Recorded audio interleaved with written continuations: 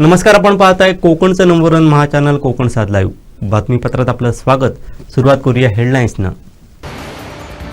गटारांसाठी कोटींचा निधी, मात्र पाणी रस्त्यावरच. वैभववाडी शहराची दयनीय अवस्था. जिल्ह्यासाठी MSCB मार्फत स्पेशल पॅकेज, पालकमंत्री नितेश राणेंचं आश्वासन. आणि जनतेसाठी तळमळणारा लोकप्रतिनिधी जिल्ह्यात नाही, रुपेश राऊळ यांची टीका. आता पाहूया सविस्तर बातम्या. जनतेसाठी तळमळणारा लोकप्रतिनिधी जिल्ह्यात दिसत नाही. त्यामुळेच आज महावितरण, सार्वजनिक बांधकाम विभाग यासह इतर विभागातील अधिकारी कर्मचारी यांची मनमानी सुरू आहे. यावर पालकमंत्री, स्थानिक आमदार, खासदार यांचा अंकुश राहिलेला नाही. येथील अधिकारी कर्मचारी आपत्कालीन परिस्थिती असतानाही सुट्टीवर जातात. त्यामुळे जनता मेली तरी चालेल, आपण मात्र तुपाशी राहायचं, अशी अवस्था लोकप्रतिनिधी व अधिकारी यांची आहे, असा गंभीर आरोप ठाकरे शिवसेनेचे विधानसभा प्रमुख रुपेश राऊळ यांनी केला आहे. आज अवकाळी पाऊस मोठ्या प्रमाणात सिंधुदुर्गात होत आहे आणि अनेक ठिकाणी कामे म्हणजे सार्वजनिक बांधकाम विभागाची असू द्या, केबलची असू द्या, लाईटची असू द्या, महावितरणची असू म्हणजे MSCBची असू द्या, सगळ्या डिपार्टमेंटची, प्रत्येक डिपार्टमेंटची काम चालू होती. दुर्दैवाची गोष्ट म्हणजे मला पहिल्यांदाच आपल्या माध्यमातून सांगावंसं वाटतं की सार्वजनिक बांधकाम विभागाला सुद्धा 15 मे ही डेडलाईन असते. 15 मे पर्यंत सगळी कामं ही पूर्ण करायची असतात. परंतु ह्या सिंधुदुर्गाचं, ह्या मतदारसंघाचं, सावंतवाडी मतदारसंघ म्हणजे दोडामार्ग, सावंतवाडी आणि वेंगुर्ल्यात जी परिस्थिती उद्भवलेली आहे, या खऱ्या अर्थानं मतदारसंघाचं दुर्दैव गोष्ट आहे. या मतदारसंघाचे आमदार असतील, खासदार असतील, जे आज लोकप्रतिनिधी आहेत, ते आज खऱ्या अर्थानं सर्वसामान्य जनतेच्या निगडीत असणाऱ्या प्रश्न सोडवण्यामध्ये खऱ्या अर्थानं कमी पडल्याचं सर्वप्रथम ह्या पावसाळ्याच्या निमित्तानं म्हणजे पावसामुळे निमित्ताने लक्षात येत आहे. म्हणजे जनतेच्या सुद्धा लक्षात आलेलं आहे की आज खऱ्या अर्थानं अशा परिस्थितीमध्ये योग्य वेळी जर आढावा प्रत्येक गोष्टीचा घेतला असता तर ही आज जी अवकाळी पावसामुळे परिस्थिती उद्भवलेली आहे, कारण गेली 4-4 दिवस ग्रामीण भागामध्ये लाईट नाही. मग वेंगुर्ला असू दे, सावंतवाडी असू दे, दोडामार्ग असू दे, आजही 4-4, 5-5 दिवस झालेले लाईट्स नाहीत, नेटवर्क्स नाहीत. म्हणजे आज खऱ्या अर्थानं विद्यार्थ्यांच्या सुद्धा परिस्थिती माझ्या मते याची सुरुवात आहे, म्हणजे त्यांना ऍडमिशन सुरुवात आहे आणि ऍडमिशनला ऑनलाईन फॉर्म भरताना सुद्धा भरता येत नाहीये. अशा तऱ्हेची दुरावस्था ह्या मतदारसंघातल्या शेतकऱ्यांची असेल, विद्यार्थ्यांची असेल झालेली आहे. याला सर्वस्वी जबाबदार इथले लोकप्रतिनिधी असं मला वाटतं. इथले अधिकारी तर 100% आहेत, पण अधिकारी कोणामुळे उन्मत्त होत आहेत? अधिकारी जे काय आज म्हणजे सार्वजनिक बांधकाम विभाग असू दे, नाहीतर महावितरण MSCBचे असू दे, आज तर वेंगुर्ल्यातले 2-2 कर्मचारी ऐन पावसाळ्यात म्हणजे ही परिस्थिती उद्भवली असताना सुट्टीवर गावी गेलेत फिरायला. जबाबदार अधिकारी जर खुर्चीवर नसतील, त्या कार्यालयात नसतील, तर कामं होणार कशी? म्हणजे पावसाळा येणार आहे. पावसाळा आपल्याकडे साधारणतः मेच्या शेवटच्या आठवड्यात दरवर्षी येतो.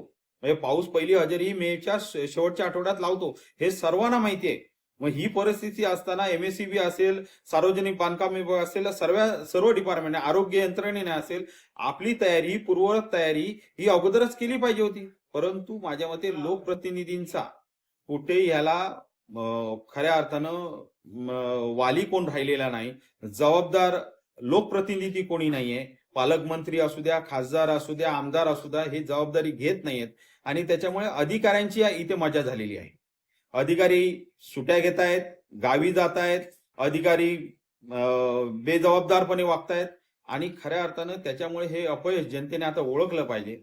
आज खऱ्या अर्थानं मळगाव घाटामध्ये म्हणजे सावंतवाडीमधून मळगाव घाट पहिल्या पावसामध्ये एक अपघाती मृत्यू पडला. संध्याकाळच्या 7च्या सुमारास मी सुद्धा त्याच रस्त्याने जात असताना बघितलं तर तिथे घसरली गाडी, 2 व्हीलर म्हणजे दुचाकी घसरली आणि तो बिचारा अपघाती झाला. अनेक तिथे दुचाकी स्वार तिथे पडले, 2 व्हीलर्स वाले. मग ह्याला जबाबदार कोण? म्हणजे तिथं केबलचं काम झालं होतं, त्या केबलची सगळी माती रस्त्यावर आली होती. त्याच्या अगोदर 2 वर्षापूर्वी तिथं गटार बांधले, म्हणजे ते गटार खोदून तिथे केबलचं काम करायला दिलं आणि केबलचं काम करत असताना त्याच्या योग्य पद्धतीने न करता भर पावसामुळे ती माती रस्त्यावर आली आणि तिथे जे अपघात घडले त्याला जबाबदार सार्वजनिक बांधकाम आहे. मग त्याच्यावर आज गुन्हे होत नाहीयेत की जबाबदार अधिकारी, तो ठेकेदार असेल, ते कोणी अधिकारी असतील, यांच्यावर खऱ्या अर्थानं गुन्हे नोंद झाले पाहिजे असते. आणि ही जबाबदारी लोकप्रतिनिधी म्हणून इथल्या खासदारांची आणि आमदारांची, पालकमंत्र्यांची होती ना. पण ह्याच्यावर कुठेच कोणाचं लक्ष नाही. म्हणजे जनता मेली तरी चालेल, आपण मात्र तुपाशी राहायचंय. हे आजचं सिंधुदुर्गातली परिस्थिती झालेली आहे. या मतदारसंघाची परिस्थिती आहे. इथं वाली कोण राहिलेला नाही. अशा तऱ्हेने आजच्या घडीला खऱ्या अर्थानं दुर्दैवाची खंत व्यक्त करावी लागते की खऱ्या अर्थानं इथल्या जनतेसाठी तळमळणारा लोकप्रतिनिधी आज इथे दिसत नाहीये. अधिकाऱ्यांनी फोन उचलला नसल्यास हेल्पलाईन नंबर म्हणून पालकमंत्र्यांच्या फोनवर फोन करा, आपण पुढचं काम करतो, असं वक्तव्य मंत्री नितेश राणे यांनी केलंय. पाहूयात. त्याचबरोबर एमईसीबीच्या बाबतीमध्ये त्यांचा जो हेल्पलाईन नंबर आहे, तोही हेल्पलाईन नंबर आपल्यालाही दिला जाईल. उद्या वृत्तपत्रांचा पण फ्रंट पेजमध्ये दिला जाईल. आणि तो नंबर अगर कोणी उचलला नाही तर त्यांनी पालकमंत्र्यांचा जो नंबर आहे त्यालाच हेल्पलाईन समजून मला फोन करावा. माझा नंबर तुम्हाला प्रत्येकाला जिल्हावासियांना दिलेला आहे. कुठल्याही अधिकाऱ्यांनी कुठल्या पद्धतीने अगर फोन उचलला नाही तर त्यांनी मला फोन करावं. पुढचं काम जिल्ह्याचा पालकमंत्री म्हणून मी स्वतः करीन. सगळे आम्ही सगळे खाते प्रमुख, पालकमंत्री सकट, जिल्हाधिकारी सकट, सगळेच खाते प्रमुख एक व्हॉट्सॲप ग्रुप आम्ही तयार करणार आहोत, जेणेकरून ह्या काळामध्ये कुठलाही प्रश्न आला, तो कुठलाही संबंधित असेल, त्या खात्या प्रमुखांकडे तो विषय दिला जाईल. आणि आम्ही सातत्याने त्या व्हॉट्सॲप ग्रुपच्या माध्यमातून आम्ही एक दुसऱ्याच्या संपर्कात असू. सिंधुदुर्ग जिल्ह्यासाठी एमएससीबी मार्फत स्पेशल पॅकेज आणणार असल्याचं मंत्री नितेश राणे यांनी सांगितलंय. या संदर्भात काही विशेष सूचना दिल्यात आणि काही वेगळा कक्ष हेल्पलाईन असेल का? त्यांच्या एमएससीबीचा स्वतःचा हेल्पलाईन नंबर आहे, त्यांचा कंट्रोल रूम आहे, त्याला स्वतः मी भेट देणार आहे. फडणवीस साहेबांना सिंधुदुर्गच्या विजेच्या संदर्भात सगळी विषय माहीत असल्यामुळे तातडीने आपल्याला अधिकारी पण दिलेले आहेत. राज्य स्तरातले सगळे अधिकारी आपल्या जिल्ह्याकडे लक्ष ठेवून आहेत. आणि म्हणून एवढ्या सगळ्या गोष्टी केल्यानंतर मला विश्वास आहे एमईसीबी संदर्भात निश्चित पद्धतीने परिस्थिती बदलली जाईल. गाव पातळीचे काही प्रश्न आहेत, निश्चित आहेत, मी नाही बोलत नाही. पण म्हणून मी सांगितलं, एकदाच आपण नीट करून घेऊ. एकदाच सगळे जे काही 100-200 कोटी जे पाहिजेत या जिल्ह्यासाठी स्पेशल पॅकेज म्हणून आणण्याची तयारी आमची आहे आणि त्या दृष्टीकोनातून पावलं टाकतो. निसर्गातील होणारे बदल पाहता पुढच्या वर्षी सर्व विभागांची कामं एप्रिलच्या पहिल्या आठवड्यातच पूर्ण करणार असल्याचं पालकमंत्री नितेश राणे यांनी सांगितलंय. ह्या वर्षांपासून पावसाळ्याचा आणि निसर्गामध्ये होणारे जे बदल आहेत, उदाहरण गेल्या वर्षी पाऊस अक्षरशः डिसेंबरपर्यंत पडत होता, यावर्षी पाऊस लवकर सुरू झालेला आहे आणि निसर्गावर कोणाचंही नियंत्रण राहिलेलं नाही. आणि त्याचमुळे येणाऱ्या वर्षापासून या सगळ्या खात्यांना एकत्र घेऊन आपत्ती व्यवस्थापनाची तयारी म्हणून आम्ही एप्रिलच्या पहिल्या आठवड्यापर्यंतच मेंटेनन्सची कामं, BSNL असो, मग त्याच्यामध्ये वाहतूक असो, सगळे वन खाता म्हणजे झाडे कापण्याची कामं असो, सगळी कामं ह्याचा वेळापत्रक आम्ही बदलणार आहोत.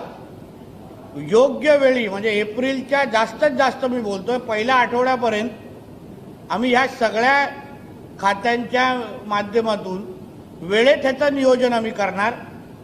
कोट्यवधी रुपये खर्चून वैभववाडी शहरात गटारं बांधण्यात आली. मात्र ही गटारं शोभेची बाहुली बनली आहेत. या गटारांची उंची रस्त्यापेक्षा अधिक झाल्यानं पावसाचं पाणी रस्त्यावरूनच वाहत आहे. त्यामुळे कोट्यवधी रुपये खर्चून बांधलेली गटारं नेमकी कोणासाठी असा सवाल शहरवासीय उपस्थित करत आहेत. वैभववाडी शहरात यायचं तर एकीकडे चिखलाचं साम्राज्य तर दुसरीकडे रस्त्याच्या कडेला साचलेलं पावसाचं पाणी. त्यामुळे सुंदर शहर विद्रूप बनलंय. शहरात येणं नकोसं वाटू लागलंय. वैभववाडी शहरातील कोट्यवधी रुपये गटारांच्या कामांवरती खर्च झालेत. मात्र पावसाचं पाणी गटारात न जाता थेट रस्त्यावरूनच वाहत आहे. शहरातील पश्चिम भागात दत्त मंदिर ते नारायण वडापाव दुकानापर्यंत 65 लाख रुपये खर्चून गटार बांधण्यात आलं. तर पश्चिमेकडील भागात बसस्थानक ते छत्रपती संभाजी महाराज चौकापर्यंत 50 लाखांचा निधी मंजूर झालाय. आहे। सद्यस्थितीत पूर्वेकडील भागातील गटाराचं काम पूर्ण झालंय, तर पलीकडील गटाराचं काम प्रगतीपथावर आहे। पूर्णत्वास आलेल्या गटारातून पावसाचं पाणीच जात नाही। रस्त्यापेक्षा गटारांची उंची वाढली आहे, त्यामुळे हे पाणी रस्त्याकडेला साचलं आहे। अनेक दुकानांच्या समोर हे पाणी साचल्यानं ग्राहकांना दुकानांमध्ये प्रवेश करणं मुश्किलच बनलं आहे। काही ठिकाणी या साचलेल्या पाण्यामुळे दलदल झाली आहे, त्यामुळे अनेक वाहनं अडकण्याचे प्रकार घडत आहेत। एकीकडे चिखल तर दुसरीकडे पावसाचं रस्त्यावर साचलेलं पाणी यामुळे शहराची दयनीय अवस्था झाली आहे। त्यामुळे हे कोट्यवधी रुपये खर्चून बांधण्यात आलेली गटारं नेमकी आहेत कशासाठी असा संतप्त सवाल शहरवासीय विचारत आहेत। कोकण 7 लाईव्ह साठी श्रीधर साळुंके, वैभववाडी।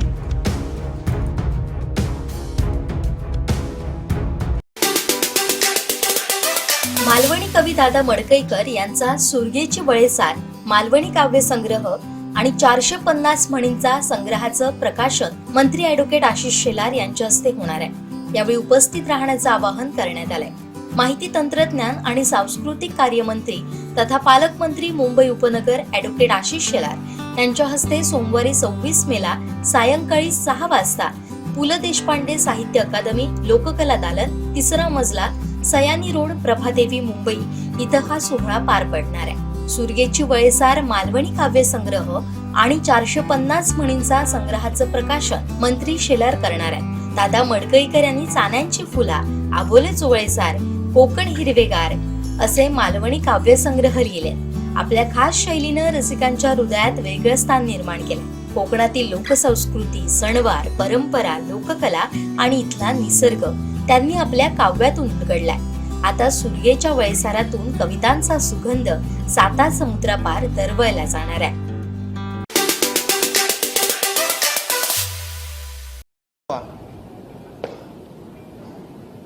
जिल्हाधिकारी, आमचे SP आणि संबंधित सगळ्या खात्यांचे प्रमुख आणि जिल्हा परिषद आणि सगळ्या खात्यांचे प्रमुख म्हणून आम्ही एकत्र आत्ताच घेतलेला आहे।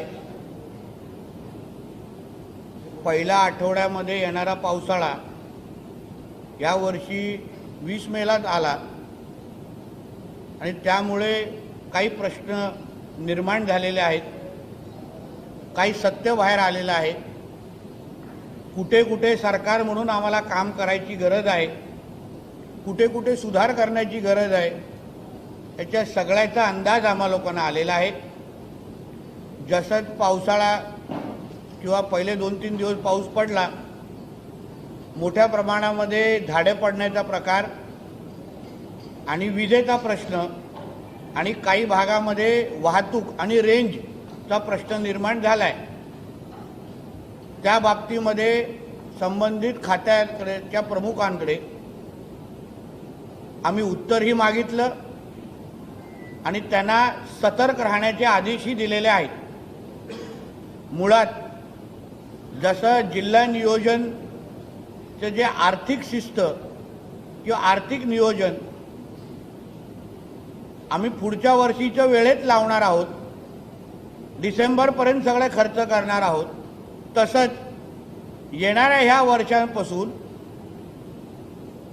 पावसाळ्याचा आणि निसर्गामध्ये होणारे जे बदल आहेत, उदाहरण गेल्या वर्षी पाऊस अक्षरशः डिसेंबरपर्यंत पडत होता, यावर्षी पाऊस लवकर सुरू झालेला आहे आणि निसर्गावर कोणाचंही नियंत्रण राहिलेलं नाही आणि त्याचमुळे येणाऱ्या वर्षापासून या सगळ्या खात्यांना एकत्र घेऊन आपत्ती व्यवस्थापनाची तयारी म्हणून आम्ही एप्रिलच्या पहिल्या आठवड्यापर्यंतच मेंटेनन्सची कामं, BSNL असो, मग त्याच्यामध्ये वाहतूक असो, सगळे वन खाता म्हणजे झाडे कापण्याची कामं असो, सगळ्याची सगळी कामं ह्याचा वेळापत्रक आम्ही बदलणार आहोत। योग्य वेळी म्हणजे एप्रिलच्या जास्तीत जास्त मी बोलतोय पहिल्या आठवड्यापर्यंत आम्ही ह्या सगळ्या खात्यांच्या माध्यमातून वेळेत ह्याचं नियोजन आम्ही करणार,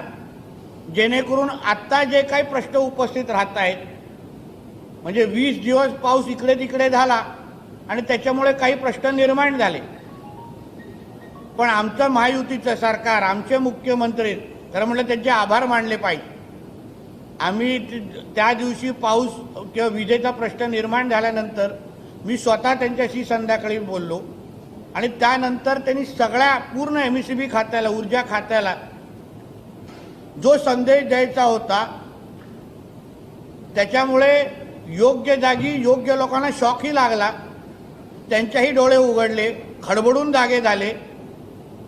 ज्या ऊर्जा खात्याच्या प्रमुख ज्या सचिव आहेत शुक्ला मॅडम, त्यांच्याशी माझ्या मंत्रालयामध्ये माझी बैठक झालेली आहे. आणि म्हणून जिल्ह्याच्या जनतेला मी पालकमंत्री म्हणून विश्वास देतो. हे महायुतीचं सरकार, आमचे देवेंद्र फडणवीस साहेब मुख्यमंत्री म्हणून हे पूर्ण पद्धतीने सिंधुदुर्ग वासियांच्या बरोबर आहोत. हा जो तुमचा होणारा त्रास हा कायमस्वरूपी कसा संपेल या दृष्टिकोनातून आमचं सरकार पावलं टाकत आहे. भूमिगत जी काय वीज वाहिनी टाकण्याचं जे काय काम आहे, ज्याच्यामुळे 50 ते 60% काम आपला प्रश्न सुटू शकतो, तेही काम डिसेंबर 2025 पर्यंत संपेल असं आम्हाला सांगितलं गेलेलं आहे. त्यावर पण मी लक्ष ठेवून आहे. त्या बाबतीमध्ये त्यासाठीच पुढच्या आठवड्यामध्ये फक्त MSCB आणि फक्त BSNL या दोन्ही खात्याची मी वेगळे बैठका बोलवलेल्या आहेत. त्यांच्यावर मी नजर ठेवून आहे. त्यांच्या कंट्रोल रूमवर आमच्या सगळ्यांची नजर असेल. मी स्वतः काही कंट्रोल रूम आणि काही भागांना, काही हॉस्पिटलना, काही बस डेपोना मी स्वतः भेट देणार आहेत. कलेक्टर काही भागामध्ये जाणार आहेत. अन्य आमच्या खात्याचे प्रमुख प्रत्येक अधिकारी आपल्या खुर्चीवर न बसता त्या तालुक्यामध्ये भेट देणं, त्या भागांमध्ये जाऊन आपल्या खालच्या कर्मचाऱ्यांना अलर्ट मोडवर ठेवणं, कुठल्याही अधिकाऱ्याला या आव्हानाच्या काळात कुठल्याही पद्धतीची सुट्टी, रजा देण्याची मुभा नाही. जनतेचे आम्ही सेवक आहोत. जनतेला जेव्हा आमची गरज आहे तेव्हा आम्ही जनतेबरोबर राहिलो पाहिजे. आणि म्हणून आम्ही पूर्ण जी जिल्हा प्रशासनाची जी यंत्रणा आहे, शासनाची जी यंत्रणा आहे, ती पूर्ण पद्धतीने अलर्ट मोडवर गेलेली आहे. जो काही जनतेला जो आजच्या काळात जो त्रास होतोय, विजेच्या बाबतीमध्ये असो, काही रेंजच्या बाबतीमध्ये असो, तो कमीतला कमी कसा करता येईल. शेवटी बघा, आम्ही किती काय बोललो तरी निसर्गाचं वेळपत्र त्याच्यावर कंट्रोल आमच्या कोणाचा नाही. पण हो, पूर्वतयारी किंवा तयारीच्या दृष्टिकोनातून ज्या ज्या उपाययोजना आहेत ते सगळ्या करण्यात येतील. एक हेही तुम्हाला आज सांगतो की सिंधुदुर्ग जिल्हा म्हणून माझे स्वतः फडणवीस साहेबांशी बोलणं झालेलं आहे, स्वतः अधिकाऱ्यांशी बोलणं झालेलं आहे. मी MSCBला सांगितलेलं आहे की तुम्ही जेवढे तुमची कामं आहेत मेंटेनन्सची, ज्या ज्या गोष्टी तुम्हाला लागतात त्या सगळ्या कामाची यादी तुम्ही तयार करा. जेवढे पैसे तुम्हाला लागतील, जेवढी निधी तुम्हाला लागेल, ती सगळीची सगळी निधी स्पेशल पॅकेज म्हणून मी सिंधुदुर्गासाठी आम्ही आणणार आहोत. त्या पद्धतीचा शब्दही आम्हाला दिला गेलेला आहे. जेणेकरून पावसाळी जिल्हा असल्यामुळे इथे आमचे प्रश्न वेगळे आहेत. पावसाच्या दृष्टिकोनातून आम्हाला विचार करायला लागतो. मग इथे रस्त्यांची कामं असो, विजेची कामं असो, BSNLचा प्रश्न असो, वाहतुकीचा विषय असो, प्रत्येक बाबतीमध्ये जे काय आमचे कोस्टलच्या बाजूने जे काही जिल्हे आहेत त्यांचे प्रश्न आमचे वेगळे आहेत. आणि म्हणूनच या सिंधुदुर्ग जिल्ह्यासाठी MSCBच्या माध्यमातून एक स्पेशल पॅकेज आम्ही जिल्ह्यासाठी आणणार आहोत. त्यासाठी अधिकारी मला जेवढी माहिती देतील, जे काय आकडा देतील, ते सगळ्याचा सगळा आकडा आणण्याची जबाबदारी माझी असेल. सरकार म्हणून आम्ही ह्यापुढे जिल्हा नियोजन किंवा कुठल्याही अन्य यंत्रणेकडून MSCBला पैसे देण्यापेक्षा MSCBच्याच माध्यमातून, शेवटी आमचं MSCB खातं सक्षम आहे. स्वतः मुख्यमंत्री साहेबांकडे ते खातं आहे आणि ते ज्या पद्धतीने या खात्यामध्ये काम करतायत, मला विश्वास आहे येणाऱ्या काही वर्षामध्ये आपल्याला असे कुठलेच प्रश्न विजेच्या बाबतीमध्ये आपल्याला आढळणार नाही, राहणार नाहीत. हा विश्वास या निमित्ताने मी आपल्याला सगळ्यांना देतो. त्याचबरोबर MSCBच्या बाबतीमध्ये त्यांचा जो हेल्पलाईन नंबर आहे, तोही हेल्पलाईन नंबर आपल्यालाही दिला जाईल. उद्या वृत्तपत्रांचा पण फ्रंट पेजमध्ये दिला जाईल. आणि तो नंबर अगर कोणी उचलला नाही तर त्यांनी पालकमंत्र्यांचा जो नंबर आहे त्यालाच हेल्पलाईन समजून मला फोन करावा. माझा नंबर तुम्हाला प्रत्येकाला जिल्हा वाचनात दिलेला आहे. कुठल्याही अधिकाऱ्यांनी कुठल्या पद्धतीने अगर फोन उचलला नाही तर त्यांनी मला फोन करावं. पुढचं काम जिल्ह्याचा पालकमंत्री म्हणून मी स्वतः करीन.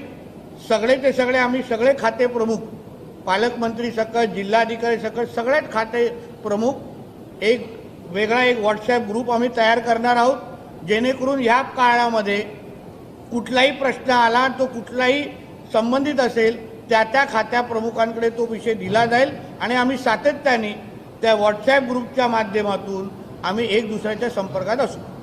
बोला. एमएससीबीच्या बाबतीत मोठ्या तक्रारी होत्या.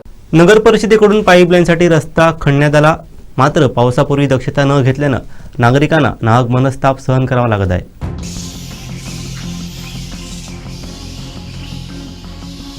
मुख्य म्हणजे तहसीलदार यांच्या शासकीय निवासस्थानासमोरच हा प्रकार घडलाय.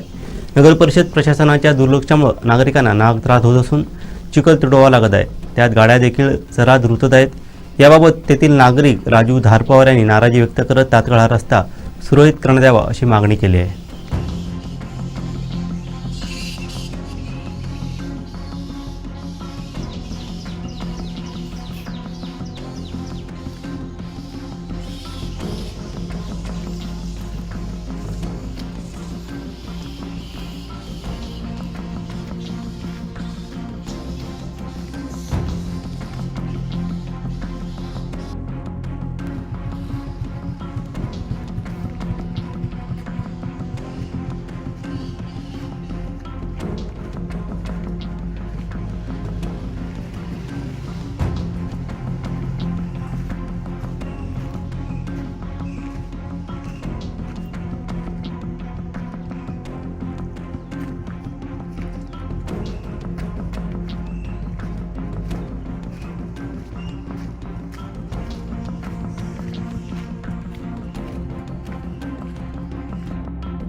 ड्रोन सर्वेक्षण, अवैध मासेमारीवरील कडक कारवाई आणि दिवसरात्र गस्त यामुळे यावर्षीच्या मत्स्य उत्पादनात 3,396 मेट्रिक टनने वाढ झाली आहे. संपत आलेल्या सन 2024-25 या मत्स्य वर्षात रत्नागिरी जिल्ह्याचं मत्स्योत्पादन 71,303 मेट्रिक टन एवढं झालं असल्याची माहिती देण्यात आली आहे. बघा, आढावा घेतला. एक 2-3 गोष्टी आपल्या प्रस्ताविकामध्ये आपण सांगितले की मत्स्य उत्पादन गेल्या वर्षात तुलनेने 2 वर्षात किती झालं. 2023-24 मध्ये एकूण मत्स्य उत्पादन झालं तर 67,907 मेट्रिक टन. 2024-25 मध्ये 71,303 टन, जवळजवळ 3,396 मेट्रिक टन वाढ झालेली आहे. ड्रोनच्या साहाय्याने मच्छीमारी बेकायदेशीर ज्या होत होत्या त्याला कुठेतरी आळा बसलाय. त्याची नेमकी आकडेवारी काय सांगतो. ड्रोनच्या बाबतीत एकूण आपण आतापर्यंत 9 ड्रोनची कार्यवाही आपण 9 जानेवारी 2025 पासून सुरू केली. आतापर्यंत एकूण रत्नागिरी जिल्ह्याचं, आता मी फक्त आपल्याला ही रत्नागिरी जिल्ह्याची माहिती देत आहे, एकूण 367 अनाधिकृत मासेमारी नौकांवर प्रतिवेदन दाखल करण्यात आलं. त्यावेळी 82 नौकांवर प्रतिवेदन निकाली करण्यात आली. त्याचबरोबर आणि एकूण 29 LED नौकांवर प्रतिवेदन दाखल करण्यात आलं आणि 19 प्रतिवेदन निकाली करण्यात आलं. LED पासून LED ज्या नौका होत्या त्यापासून 90,40,000 इतकी दंड वसूल करण्यात आला आणि जे अनाधिकृत मासेमारी होती त्याच्याकडून 31,19,000 इतका दंड वसूल करण्यात आला. मच्छीमारीचे परतावा हा नेहमीच ओरड असते. ह्या वेळेला नेमकी काय परिस्थिती आहे मच्छीमारांच्या परताव्यासंदर्भात. मी इतकं सांगू इच्छितो, मच्छीमारांचा परतावा आमच्याकडून डिसेंबर 24 अखेर पूर्ण झालेला आहे. काही जिल्ह्यांचा जानेवारी आणि फेब्रुवारी 24-25 अखेर देखील पूर्ण झालेला आहे आणि ह्या इथून पुढं मत्स्यमारांचा परतावा त्या वर्षीच होईल, कारण पूर्वीची कुठलीही आता आमच्या थकबाकी शिल्लक नाही. मेहकरवाडा फेज 2 मधली काही उर्वरितची कामं बाकी आहेत, त्याची नेमकी स्थिती काय आहे आणि काय उपाययोजना आहे.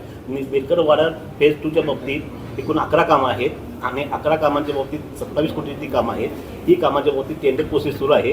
येत्या 10 ते 15 दिवसात टेंडर प्रोसेस पूर्ण झाल्यानंतर ते देखील काम आम्ही लवकरात लवकर चालू करणार आहोत. आमची टप्पा 2ची कामं पूर्ण करणार आहोत. मत्स्य उत्पादनात वाढ होण्याचं नेमकं कारण काय. आता मत्स्य उत्पादनाची वाढ होण्याचं मुख्य कारण की ज्या LED नौकांच्या ज्या कारवाई केल्या आणि ड्रोनद्वारे आम्ही जी कारवाई 9 जानेवारीपासून सुरू केली, त्या ड्रोनद्वारे आणि LED नौका ज्या 12 नॉटिकल आत येत होत्या ह्या सगळ्यांच्या ज्या कारवाई करत गेलो त्या कारवाईमुळे मत्स्य उत्पादन वाढण्यास मदत झाली.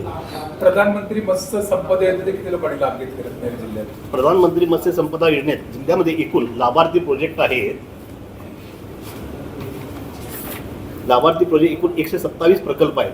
त्यातले 84 प्रकल्प माझे पूर्ण झालेले आणि 43 प्रकल्प सुरू आहेत, ती आता ऑनगोईंग पूर्ण होती. एकंदरीत कोकणचा विचार केला तर मत्स्य उत्पादनामध्ये कोकण नेमका कितव्या क्रमांकावर आहे? आता आपण सगळ्या जिल्ह्यांची माहिती डाटा झाल्यानंतर त्या अजून ते गव्हर्नमेंट ऑफ इंडियाने डिक्लेअर केलं, त्यानंतर मी आपल्याला सांगू इच्छितो. साहेब, Thank you. मच्छीमार एलईडी नौका यांच्यावर कारवाईच होत आहे, मात्र मासेमारांच्यासाठी प्रशिक्षण किंवा अशा प्रकारचे काही कार्यक्रम किंवा त्यांनी वेळच्या वेळी रजिस्ट्रेशन किंवा टॅक्स वगैरे भरून याच्यासाठी काही जनजागृती करणार का? हा बघा, आता सध्या गव्हर्नमेंट ऑफ इंडियानं national fishery development national digital platform NFDP portal सुरू केलेलं आहे. त्या पोर्टलवर जास्तीत जास्त मच्छीमार व्यवसाय, मच्छीमार करणार या सर्वांच्या नोंदणी जास्तीत जास्त करावी, जेणेकरून त्या लोकांना त्याचा फायदा होईल. आणि कुठलीही गोष्ट आता NFDP पोर्टलवर केल्यानंतर कुठलीही स्कीम आपल्या स्कीमचा फायदा घ्यायचा आहे, प्रशिक्षण जे NFDP मार्फत जे प्रशिक्षण होतील त्या प्रशिक्षणाचा फायदा देखील त्यातून आपल्याला मिळणार आहे आणि ती पण आम्ही तयारी करत आहोत.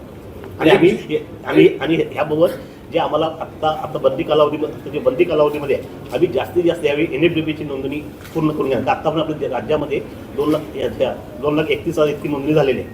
आपल्याला त्यात अजून आपल्याला वाढ करायची आहे आणि आम्ही त्याचे आउटरीच कार्यक्रम पण घेणार आहे.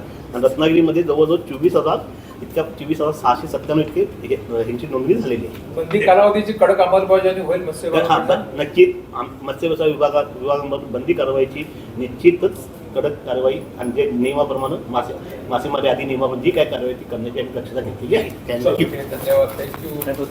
सावंतवाडी तालुका पत्रकार संघ, रोटरी क्लब ऑफ सावंतवाडी आणि SSPM मेडिकल कॉलेज व हॉस्पिटल पडवे यांच्या संयुक्त विद्यमाने पत्रकार आणि त्यांच्या कुटुंबियांसाठी आयोजित आरोग्य शिबिरास उत्स्फूर्त प्रतिसाद मिळाला.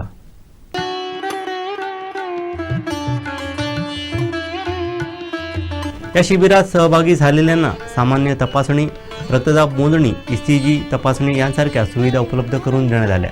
तसंच हिंद लॅबच्या माध्यमातून रक्त तपासणीची सुविधाही पुरवण्यात आली, ज्यामुळे विविध आजारांचं निदान वेळेत होण्यास मदत झाली. एकूण 25 पत्रकार आणि त्यांच्या कुटुंबियांनी या शिबिराचा लाभ घेतला.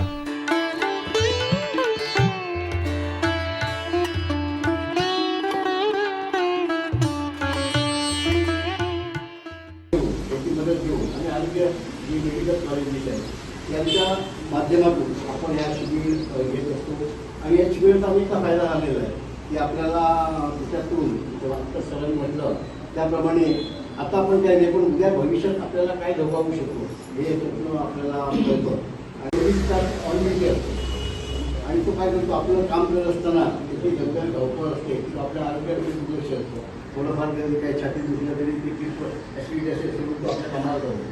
तर अशा वेळी गेल्या रुग्णामध्ये आपल्याकडे 150 पत्रकारांना आपला जीव गमवावा लागला. या परिस्थितीत मग परिषदेने संघटनेने निर्णय घेतला की संघटना पातळीवर आपण आरोग्य तपासणी करावी आणि मग आपल्याकडे ह्याच्यामध्ये जगात NGO आहे, रोटरी क्लब आहे, लायन्स क्लब आहे, इंटरनॅशनल क्लब आहे. अशा सगळ्यात काळामध्ये गजाभाऊ ही परिस्थिती बदललेली आहे, परिस्थिती बदलत झालेली आहे. सामाजिक कार्य हे मागे पडत चाललेलं आहे. समाज कार्यामध्ये भाग घेणं, समाजाला काहीतरी देणं लागतो, म्हणून ते देण्यासाठी आपण एकत्र येणं आणि त्याला संघटित करणं, हे सगळे जे संस्था सामाजिक आपल्या संघटित झालेले आहेत. त्यांनी या ठिकाणी चांगल्या पद्धतीचं काम हे सुरू केलेलं आहे. यापूर्वी या ठिकाणी दरवर्षीप्रमाणे आपला संवाद या ठिकाणी शिबिर घेतली, अनेक ठिकाणच्या कार्यक्रम झाले. नव्या अध्यक्षाला आम्ही प्रेरणा दिली गेली तर तू बाकीचे कार्यक्रम काय न करता मेडिकलचे म्हणजे वैद्यकीय त्याच्यामध्ये आणि वैद्यकीय याच्यामध्ये करत असताना लोकांच्या तब्येतीची काळजी घेतली पाहिजे, पत्रकारांची काळजी घेतली पाहिजे आणि म्हणून हे सगळेजण आपण तशा पद्धतीने काम या ठिकाणी करूया. आमच्या काळामध्ये आम्ही काम करत असताना आम्ही जर एखाद्या ऑफिसमध्ये गेलो किंवा अधिकाऱ्यामध्ये गेलो किंवा मंत्र्यांच्या सोबत गेलो तर त्यांचं ब्लड प्रेशर वाढत होतं, त्यांच्या तब्येती बिघडत होत्या. आजचा काळ नेमका उलटा आलेला आहे. आम्ही गेलो तर आमच्या जाणाऱ्या पत्रकारांच्या तब्येती बिघडतात आणि तो जोमाने कामाला लागतो. ते गावात जर कोणी आमच्या आला या शहरामध्ये तर पहिल्यांदा सत्कार त्याचा करायचा आणि त्याला खुश करायचं. पेपरला आमच्याकडे फोटो द्यायचे आणि ते छापायचे. पण तो ज्या भागातून मनुष्य आला तिथे त्याने काय प्रताप केले ते सावंतवाडीकडे या तालुक्याला माहितीच नसलं आणि आम्ही त्याचा सत्कार आपण सत्कार करत असताना किंवा सांगत असताना त्यांनी या तालुक्यामध्ये चांगलं काम केलं, त्या कामाची स्तुती करण्यासाठी त्याचा सत्कार करा आणि तू जाऊ नको परत इथेच राहा. ॲट द सेम टाइम हा जो हेल्थ चेकअप कॅम्प आहे तो करणं खूपच गरजेचं आहे. आता हे सर म्हणाले की दरवर्षी आम्ही घेतोय, तर खूपच चांगलं आहे. कारण आता अलीकडे सगळ्या संस्था या गोष्टीच्या मागे लागलेल्या आहेत. तर कारण त्याचा प्रमुख असा आहे, तुम्हाला माहिती असेल, सगळ्यात मोठे तज्ज्ञ डॉक्टर रितू मांडके हे हार्ट स्पेशालिस्ट, त्यांची काय हिस्ट्री आहे ते तुम्हाला माहिती आहे. सगळे समोर पत्रकार बसलेला आहे, पब्लिक नाही, त्यामुळे एवढं डिटेल सांगण्याची गरज नाही. ज्यांनी हजारो ऑपरेशन्स केली त्यांना त्यांच्या आजाराची कल्पना आली नाही आणि फार मोठं अनर्थ झाला. सावंतवाडीमध्ये माझे एक मित्र आहेत, ते आपल्या मुलीच्या लग्नासाठी उभे राहिले. म्हणजे कार्यक्रमामध्ये ज्यावेळी लग्नासाठी उपस्थित होते वडील मुलीचे, त्यावेळी अचानक लग्न चालू असताना त्यांना अटॅक आला आणि कुणालाही समजलं नाही. त्यांचे मेवणे डॉक्टर, बहिणीचे मिस्टर डॉक्टर आणि त्यांचे 2 फॅमिलीमध्ये डॉक्टर होते सांगलीचे, ते अचानक त्यांना घेऊन गेले. कोणालाही समजलं नाही. लग्न पार पडलं, त्यांना इमिजिएट हॉस्पिटलमध्ये त्यांना सेवा मिळाली आणि ते वाचले. त्यापूर्वी त्यांनी कधी ECGच काढला नव्हता. त्यांनी कधी ECG काढला नव्हता. ही गोष्ट रिलेट करते आपल्या या कार्यक्रमासाठी. म्हणजे आपण हेल्थ चेकअप करत राहणं, रेग्युलरली करणं, विशिष्ट वयानंतर तर निश्चितच करणं हे आवश्यक आहे. आता आमच्या इथे ताई भेटल्या होत्या, कुठे गेल्या त्या. मालवणात पावसाचा जोर कमी झाला असला तरी किनारपट्टीवरती वादळी वाऱ्यांचा जोर कायम आहे. अरबी समुद्रात कमी दाबाचा पट्टा निर्माण झालाय. समुद्रही खवळला असल्यानं बंदर विभागाने सावधानतेचा इशारा देताना बंदरात 3 नंबरचा बावटा लावला आहे. गेले 3-4 दिवस मालवणात मुसळधार पाऊस पडत आहे. वादळी वाऱ्यांचा जोर वाढला असून समुद्रही खवळला आहे. अजस्त्र लाटांचा मारा किनाऱ्यावरती होत होता. मुसळधार पावसानं मालवणातील जनजीवन विस्कळीत झालं होतं. हवामान विभागानंही सतर्क राहण्याचा इशारा दिला होता. मात्र गेले काही दिवस पडणाऱ्या पावसाचा जोर आज कमी झाला होता. बंदर विभागानंही मच्छीमारांना सावधानतेचा इशारा देताना धोक्याचा 3 नंबरचा बावटा लावला आहे. त्यामुळे मच्छीमार पर्यटन व्यावसायिकांनी आपल्या नौका किनाऱ्यावरती घेतल्या आहेत.